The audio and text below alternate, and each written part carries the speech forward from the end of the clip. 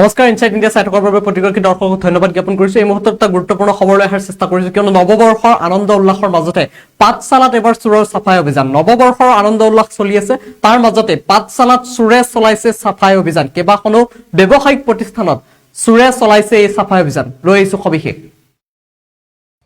Breaking news, নৱবৰ্ষৰ আনন্দ উল্লাসৰ মাজতে পাঠশালাত চোৰৰ চাফাই অভিযান।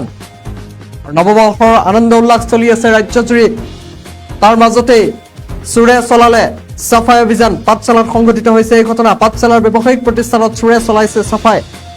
বেটাৰী দোকানৰ লগতে ভঙা চিঙা মজুত ব্যৱসায়িক প্ৰতিষ্ঠানত চিচিটিভি সংযোগ বিচ্ছিন্ন কৰি বেটাৰী, ইনভাৰ্টাৰ, লোহাৰ ৰড চোৰে লৈ যায়। আৰু পাঠশালা থানাৰ সমীপতে ৰাষ্ট্ৰীয় ঘাইপথৰ ওচৰতে ব্যৱসায়িক প্ৰতিষ্ঠানত চোৰৰ উপদ্ৰৱত অতিষ্ঠ হৈছে সৰ্বসাধাৰণ। পুনৰবাৰ জনাইছো সেই খবৰ। নৱবৰ্ষৰ আনন্দ উল্লাস ৰাজ্যজুৰি চলি আছে। নৱবৰ্ষৰ আনন্দ উল্লাসৰ মাজতে পাঠশালাত চোৰে চলাইছে চাফাই অভিযান। পাঠশালাৰ ব্যৱসায়িক প্ৰতিষ্ঠানত চোৰে চলাই গৈছে চাফাই অভিযান। বেটাৰী দোকানৰ লগতে ভঙা চিঙা মজুত কৰা ব্যৱসায়িক প্ৰতিষ্ঠানত চিচিটিভিৰ সংযোগ বিচ্ছিন্ন কৰি বেটাৰী, ইনভাৰ্টাৰ, লোহাৰ ৰড চোৰে লৈ যায়। পাঠশালা থানাৰ সমীপতে ৰাষ্ট্ৰীয় ঘাইপথৰ ওচৰতে ব্যৱসায়িক প্ৰতিষ্ঠানত চোৰৰ উপদ্ৰৱত অতিষ্ঠ হৈছে সৰ্বসাধাৰণ। আমি দৃশ্যাংশ দেখুৱাই আছো। নৱবৰ্ষৰ আনন্দ উল্লাসৰ মাজতে পাঠশালাত চোৰে সংঘটিত কৰিছে চাফাই অভিযান।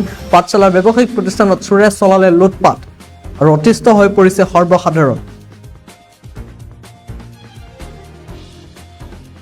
যোৱাকালি মই মোটামুটি 10:30 মানত মই ঘৰত গৈছোঁ তালা চালা মাৰি।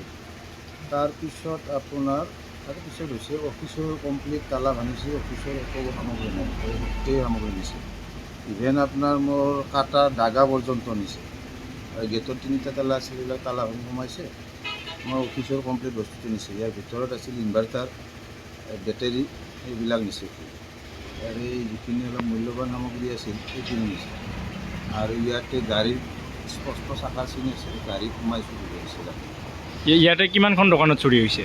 ইয়াতে মানে মোৰ ওচৰতে আমাৰ এই ভাড়াতীয়া বেটাৰী দোকান এখন আছে, তেওঁলোকৰ এই চাটাৰ কাটি তেওঁলোকৰ গোটেইবিলাক বেটাৰী সামগ্ৰী গোটেই চুৰি কৰিছে। এই পাঠশালা থানাৰ ওচৰতে আচলতে এই চুৰি ঘটনা কি ক'ব? নেশ্যনেল হাইৱেৰ কাষতে। এতিয়া তেওঁলোকৰ কেনেকুৱা কি ব্যৱস্থা সেইটোতো নাজানো। আগতেও মোৰ এবাৰ হৈছিলে চুৰি, তেতিয়াও মই অভিযোগ দিছিলোঁ আমাৰ পাঠশালাত। সেইবাৰো একো মুহূৰ্ত নোলাল। এতিয়া এইবাৰতো এনেকুৱা হ'ল। আপোনালোকে এজাহাৰ দাখিল কৰিছেনে থানাত? এইবাৰ এতিয়া মই কোনো কৰা নাই এজাহাৰ দাখিল, কাৰণ আগতে মই এবাৰ কৰিছিলোঁ। তাত যে এজাহাৰ দাখিল কৰাৰ পিছতো মই একো ফল নাপালোঁ। এনে ক্ষেত্ৰত আৰু বাৰে বাৰে যোৱাটো দৰকাৰী বুলি মই ভাবোঁ। আৰু এনেকুৱাটো ইয়াতে নহয়। এতিয়া মোৰখনটো অলপ ভিতৰতে, মোটামুটি হাইৱেৰ পৰা ধৰকচোন গেটটো মাৰি দিলে মোৰ ভিতৰত দেখা নাপায়। কিন্তু বেটাৰী দোকানখনটো একদম হাইৱে নিচেই কাষত। তাৰটো চিচিটিভিও এইবিলাক কাটি চুৰি কৰি দিছে। মোৰে ৰুম হয়। পুলিচ আহিছিল নেকি? আহিছিল, তেওঁলোকে আহি গোটেই ষ্টেটমেণ্টবিলাক নিছে, চাই চিন্তি গৈছে। দুখনত হৈছে ইয়াতে?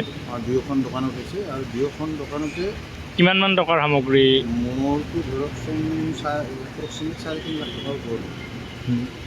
অফিচৰে আৰু বাহিৰৰে যিবিলাক গোটেই সামগ্ৰীখিনি চুৰি কৰিছে।